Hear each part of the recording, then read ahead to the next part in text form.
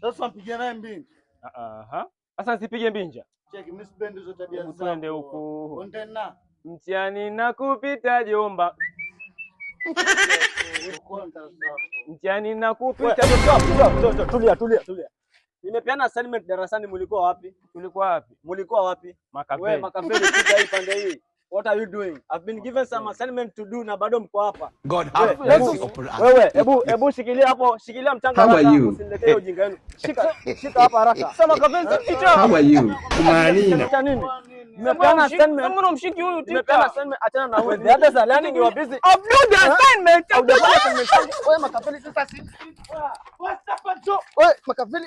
You cannot be serious. Na niwapata kwa office. I want to see you in my office. Msilete ujinga wenu.